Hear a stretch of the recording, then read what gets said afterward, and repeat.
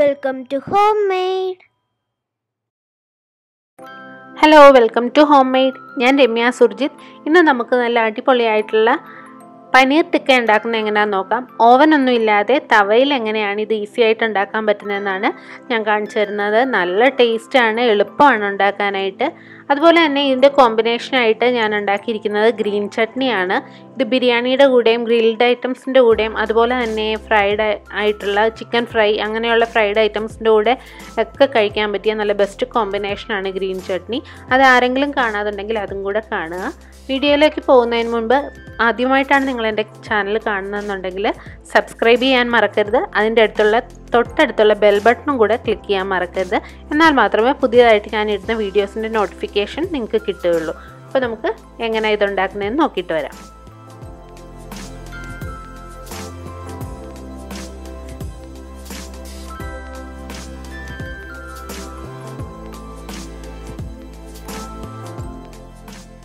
അപ്പോൾ ആദ്യമായിട്ട് നമുക്ക് കടലമാവ് ഒന്ന് ചൂടാക്കി എടുക്കണം. ഞാനൊരു 2 ടേബിൾ സ്പൂൺ കടലമാവ് ഒരു ചെറിയ പാനിലേക്ക് ഇട്ട് കൊടുക്കുന്നുണ്ട്. ഇത് ലോ ഫ്ലെയിമിൽ വെച്ചിട്ട് ചെറുതായിട്ടൊന്ന് ചൂടാക്കി എടുക്കണം. ഒത്തിരി മൂത്ത് പോരുത്, തീ എപ്പോഴും കുറച്ച് തന്നെ വെക്കുക. കടലമാവിൻ്റെ ആ ഒരു പച്ച ടേസ്റ്റ് നമുക്കിഷ്ടപ്പെടില്ല, അതൊന്ന് മാറിക്കിട്ടാൻ വേണ്ടി മാത്രമാണ്. ചെറുതായിട്ടൊന്ന് അതിൻ്റെ കളറ് മാറി തുടങ്ങുന്ന സമയത്ത് തന്നെ നമുക്കിത് ഓഫ് ചെയ്ത് കൊടുക്കാം. അപ്പോൾ തന്നെ ഒരു ബൗളിലേക്ക് മാറ്റുകയും വേണം. ഇതിൽ തന്നെ വെച്ചിരുന്ന് കഴിഞ്ഞാൽ കടലമാവ് മൂത്ത് പോവും.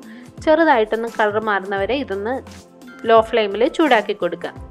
അതിനുശേഷം നമുക്കിതൊരു ബൗളിലേക്ക് മാറ്റാം.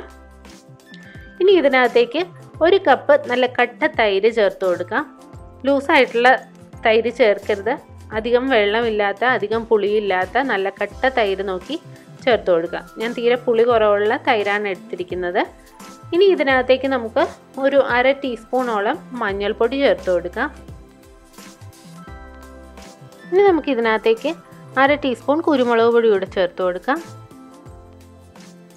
പിന്നെ ആവശ്യത്തിന് ഉപ്പ് ചേർത്ത് കൊടുക്കുക.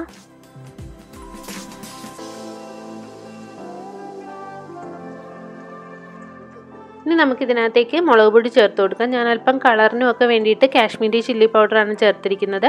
അതിന് എരിവ് കുറവായതുകൊണ്ട് 2 ടീസ്പൂൺ ചേർക്കുന്നുണ്ട്. എരിവുള്ള മുളക് പൊടിയാണെങ്കിൽ 1 ടീസ്പൂൺ മതിയാകും. ഇത് ചേർത്ത് കഴിഞ്ഞാൽ പിന്നെ ആർട്ടിഫിഷ്യൽ കളറിൻ്റെ ആവശ്യമില്ല, അതുകൊണ്ടാണ് ഞാനിത് ചേർക്കുന്നത്. ഇനി നമുക്കിതിനകത്തേക്ക് 1/2 ടീസ്പൂൺ നല്ല ജീരകം പൊടിച്ചത് ചേർത്ത് കൊടുക്കാം. സാധാ ചെറിയ ജീരകമില്ലേ, അത് പൊടിച്ചത് നല്ലൊരു ഫ്ലേവർ കിട്ടാൻ വേണ്ടിയിട്ടാണ്. പിന്നെ ഇതിനകത്തേക്ക് 1.25 ടീസ്പൂൺ ഗരം മസാലയാണ് ഞാൻ ചേർക്കുന്നത്. ചാറ്റ് മസാല താല്പര്യമുള്ളവരാണെങ്കിൽ അത് ചേർത്ത് കൊടുത്താൽ മതി. ഞാനിപ്പോൾ ഗരം മസാലയാണ് ചേർത്തിരിക്കുന്നത്. അപ്പോൾ 1.25 ടീസ്പൂണോളം മസാല ചേർത്ത് കൊടുത്തിട്ടുണ്ട്. ഇനി നമുക്കിതിനകത്തേക്ക് 1/2 മുറി നാരങ്ങ പിഴിഞ്ഞതും കൂടെ ചേർത്ത് കൊടുക്കാം.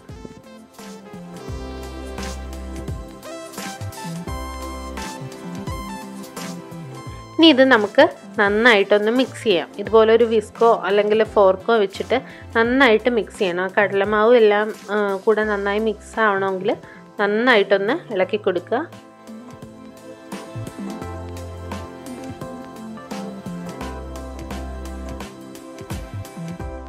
അപ്പോൾ നന്നായിട്ട് മിക്സായി വന്നിട്ടുണ്ട്. അതിനകത്ത് തരിയൊന്നും ഇല്ലാത്ത രീതിയിൽ നന്നായിട്ട് മിക്സ് ചെയ്ത് കൊടുക്കുക. ഇനി ഇതിനകത്തേക്ക് നമുക്ക് കട്ട് ചെയ്ത് വെച്ചിരിക്കുന്ന ക്യാപ്സിക്കം സവോളയും ചേർത്ത് കൊടുക്കാം. ഞാൻ വലിയ സ്ക്വയർ പീസായിട്ടാണ് കട്ട് ചെയ്തേക്കുന്നത്. സവോള ഇതുപോലെ ഇതിലൊക്കെ അടർത്തി സ്ക്വയർ പീസായിട്ട് കട്ട് ചെയ്ത് വെച്ചിരിക്കുന്നതാണ്. നിങ്ങൾക്ക് ഏത് ഷേപ്പിൽ വേണേലും അരിയാം, കുഴപ്പമില്ല. ഇതുപോലെയാണ് സാധാരണ ടിക്കയ്ക്ക് അരിയാറുള്ളത്, അതുപോലെ ഞാൻ മുറിച്ച് വെച്ചിട്ടുണ്ട്. ഇനി അതിന് ശേഷം നമുക്ക് ഇതിനകത്തേക്ക് പനീർ ചേർത്ത് കൊടുക്കാം. പനീർ ഹോം മെയ്ഡായിട്ട് നമുക്ക് വീട്ടിൽ ഈസി ആയിട്ട് ഉണ്ടാക്കിയെടുക്കാം. അതിൻ്റെ വീഡിയോ ഞാൻ നേരത്തെ അപ്ലോഡ് ചെയ്തിട്ടുള്ളതാണ്. കാണാത്തവർ കാണുക, ഞാൻ ലിങ്ക് ഡിസ്ക്രിപ്ഷൻ ബോക്സിൽ കൊടുക്കാം, അതും കൂടെ കണ്ടു നോക്കുക. അപ്പോൾ നല്ല വലിയ പീസായിട്ട് ഈ ഒരു സ്ക്വയർ ഷേപ്പിൽ തന്നെ കട്ട് ചെയ്ത പനീറും കൂടെ നമുക്ക് ഇതിനകത്തേക്ക് ചേർത്ത് കൊടുക്കാം. ഇനി ഇത് നന്നായിട്ട് അധികം കുഴഞ്ഞു പോകാത്ത രീതിയിൽ ബലം കൊടുത്ത് കുഴയ്ക്കരുത്, പനീർ പൊടിഞ്ഞു പോകും.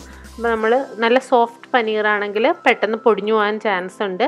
അപ്പോൾ അധികം ബലം കൊടുക്കാതെ ഒന്ന് സോഫ്റ്റായിട്ട് ഈ മസാലയെല്ലാം ഈ പനീറിലും ക്യാപ്സിക്കം സവോള ഇതിലെല്ലാത്തിലും പിടിക്കുന്ന രീതിയിൽ ഒന്ന് മിക്സ് ചെയ്ത് കൊടുക്കുക.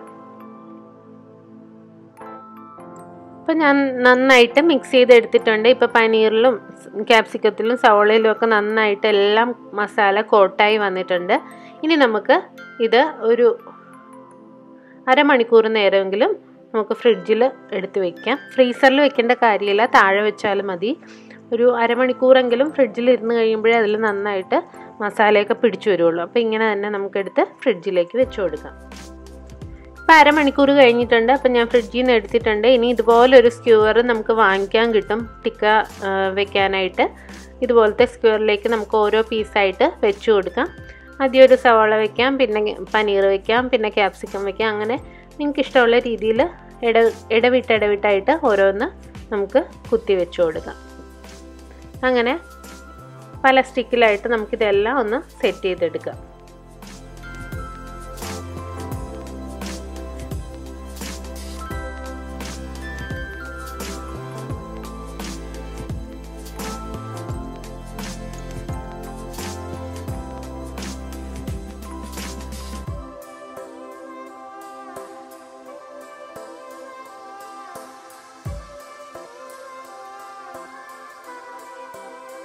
അതിനുശേഷം ഇത് ഫ്രൈ ചെയ്തെടുക്കാനുള്ള തവ നമുക്ക് ചൂടാക്കാൻ വെക്കാം. ഞാനിവിടെ ഗ്രിൽ പാനാണ് ഉപയോഗിച്ചിരിക്കുന്നത്. നോർമലായിട്ടുള്ള പാനായാലും മതി, കുഴപ്പമില്ല.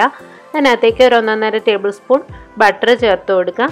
ബട്ടറാണ് നല്ലത്. അതല്ലെന്നുണ്ടെങ്കിൽ കടുകെണ്ണ യൂസ് ചെയ്യാം. ഞാൻ ബട്ടറാണ് കൂടുതലും പ്രിഫർ ചെയ്യുന്നത്, അതിനാണ് ടേസ്റ്റ്. അതിനകത്തേക്ക് നമ്മൾ സെറ്റ് ചെയ്ത് വെച്ചിരിക്കുന്ന പനീറെല്ലാം വെച്ച് കൊടുക്കാം. ഇനി നമ്മളിത് ഓവനിലാണ് ബേക്ക് ചെയ്യുന്നതെന്നുണ്ടെങ്കിൽ 200 ഡിഗ്രിയിൽ നമുക്ക് ഇത് ഓവൻ പ്രീ ഹീറ്റ് ചെയ്തതിന് ശേഷം അതിനകത്തേക്ക് വെച്ച് ഒന്ന് 10-15 മിനിറ്റ് മതിയാവും. പെട്ടെന്ന് തന്നെയൊക്കെ ആവും. നമ്മൾ തിരിച്ച് മറിച്ച് ഒക്കെ ഒന്ന് വെച്ച്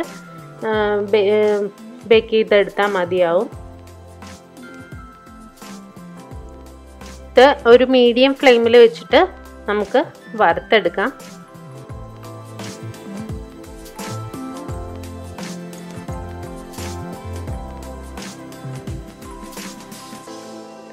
ഒരു വശം മൂത്ത് വരുമ്പോൾ നമുക്ക് അടുത്ത വശം മൂക്കാനായിട്ടും മറിച്ച് വെച്ച് കൊടുക്കാം. അങ്ങനെ 4 സൈഡും നമുക്ക് മൊരിച്ചെടുക്കണം. അതേ രീതിയിൽ പതുക്കെ ഓരോ സ്ഥലം മൂത്തോന്ന് നോക്കിയിട്ട് നമുക്കിതുപോലെ മറിച്ചിട്ട് കൊടുക്കാം.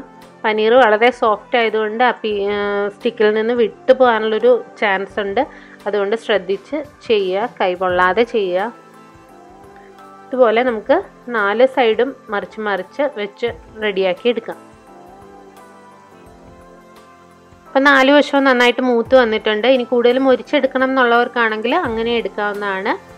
ഇപ്പോൾ കറക്റ്റ് പാകത്തിന് വന്നിട്ടുണ്ട്. ഇനി നമുക്കതൊരു സെർവിങ് പ്ലേറ്റിലേക്ക് മാറ്റി വയ്ക്കാം. അപ്പോൾ നമ്മുടെ ടേസ്റ്റി ആയിട്ടുള്ള പനീർ ടിക്ക റെഡി ആയിട്ടുണ്ട്. ഓവൻ്റെ ഒന്നും ആവശ്യമില്ല. നമുക്കിതുപോലെ തന്നെ തവയിൽ ചെയ്തെടുത്താൽ അതുപോലെ ടേസ്റ്റ് ഉണ്ടാവും. ഓവനിലാണ് ചെയ്യുന്നതെന്നുണ്ടെങ്കിൽ ഇടയ്ക്കൊന്ന് ബട്ടർ ബ്രഷ് ചെയ്ത് കൊടുക്കുക. ബട്ടറോ ഓയിലോ കടുകെണ്ണയാണ് കൂടുതലും നോർത്ത് ഇന്ത്യൻസ് യൂസ് ചെയ്യുന്നത്.